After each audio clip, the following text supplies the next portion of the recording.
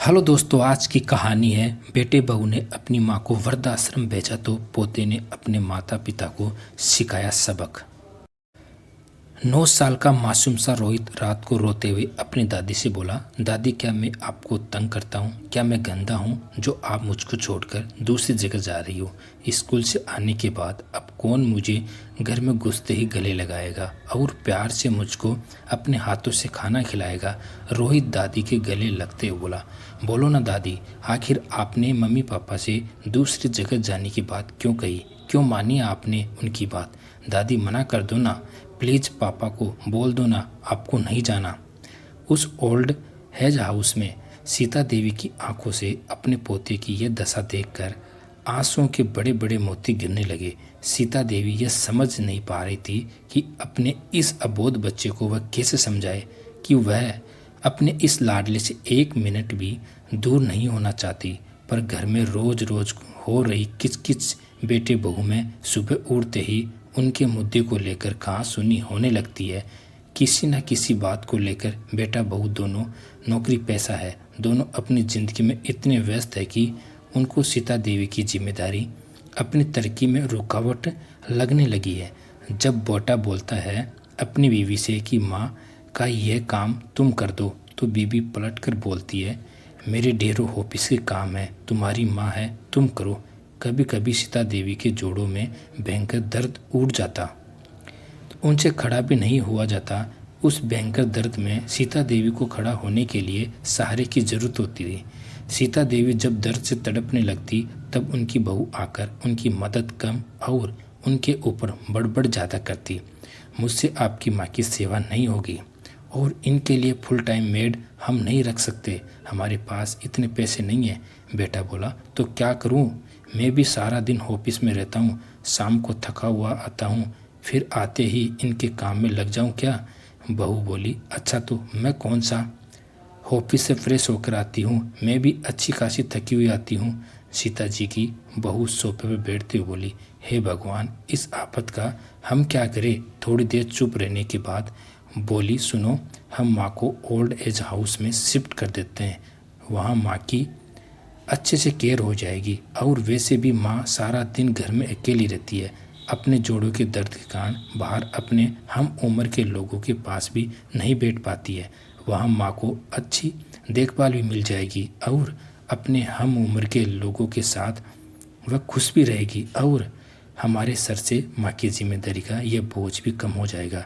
Office का काम मन लगाकर करेंगे और देखना फिर थोड़ी ही दिनों में हम अपनी पोस्ट भी बढ़ा लेंगे। सीता देवी ने देखा बहू की बात सुनकर उनके बेटे के चेहरे पर हल्की सी मुस्कान आ गई थी।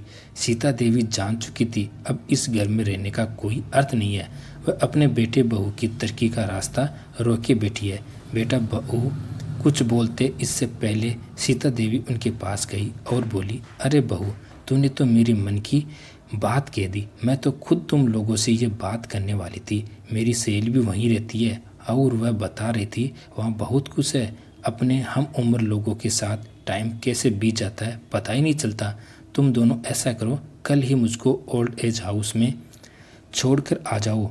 ऐसा बोलकर सीता देवी अपने आंसुओं को रोकने की नाकाम कोशिश करते हुए अपने कमरे में आ गई। उधर बेटा बहू बहुत खुश हो रहे थे कि चलो माँ भी यही चाहती है। इस सच से अनजान होकर माँ ने यह फैसला अपने दिल पर पत्थर रख कर उनकी खुशी के लिए लिया। वह तो न अपने पोते से और न ही अपने बेटे बहू से एक मिनट भी दूर होना चाहती थी, पर हालातों ने उनको यह फैसला लेने के लिए मजबूर कर दिया था। बोलो ना दादी, आप मेरे बिना रह लोगी क्या? रोहित की बात सुनकर दादी अपनी सोच से बाहर निकली। रोहित ने रो रो कर अपनी दोनों आंखें लाल कर ली थी। सीता देवी का दिल अंदर ही अंदर रो रहा था। रोहित अपनी दादी को कट्टी बोलकर अपने कमरे में चला गया। जब सुबह हुई तो रोहित ने देखा दादी तैयार हो चुकी थी और पापा बार बार मम्मी को बोल रहे थे, अरे शिवानी, माँ का बैग अच्छे से पैक कर देना, देखना कोई ज़रूरी सामान ना छूटे, हर सामान को अच्छे से चेक कर लेना, माँ को वहाँ किसी चीज़ की कोई कमी ना हो। शिवानी ने बैग पैक कर साइड में रख दिया। तभी रोहित उस बैग को खोलने लगता है और उसका सारा सामान बाहर निकालने लगता है और एक पेपर पर पेन से उस बैग में जो जो सामान रखा था उसकी लिस्ट बनाने लगता है। उसको ऐसा करता देख उसके मम्मी पापा दोनों गुस्सा हो जाते हैं और बोलते हैं सारा सामान पिला दिया, क्या तरीका है, ये क्या कर रहे हो तुम। रोहित बोला, मम्मा आपको पता है मैं हर चीज़ लिखकर अपने पास रखता हूँ ताकि मुझे याद रहे।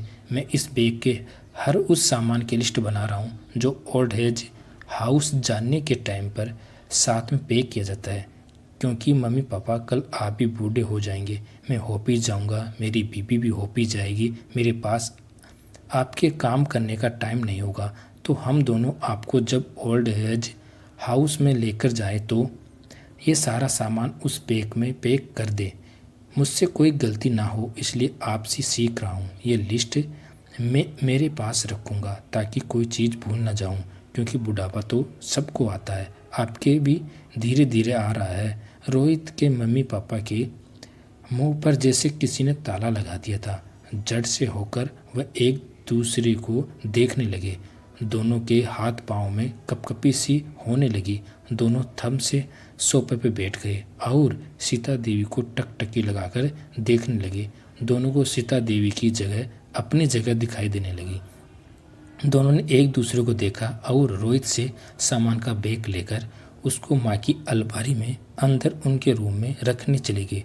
दोनों को समझ में आ गया था कि अगर आज ये सामान का बैग यहाँ से निकल गया तो समझो एक दिन उनका बैग भी ऐसे ही तैयार होकर उनके साथ निकल जाएगा। रोहित अपनी दादी के आंसुओं को अपने छोटे छोटे हाथों से पोंछते हुए बोला, बूढ़े लोग ओल्ड एज हाउस में नहीं, अपने खुद के घर में अपनों के बीच में सबसे खुश रहते हैं। दादी, आपका बोला गया झूठ, आपकी रोती हुई आंखों से मैंने जान लिया था। अपने पोते को खसकर गले से लगा लिया। सच कहा था उनके पोते ने। Sita Devi old age house चली तो जरूर जाती, पर उनकी सांसें तो इसी घर में रहती। उधर रोहित के मम्मी पापा माँ की देखभाल की जिम्मेदारी दोनों साथ में मिलकर करने की बातें बड़े प्यार से कर रहे थे। अब सब कुछ सही हो गया था। कभी भी जवानी की ताकत में ये मत भूले कि आप बुढ़ापे से बचे रहेंगे या आप बूढ़े नहीं होंगे। धन्यवाद दोस्तों।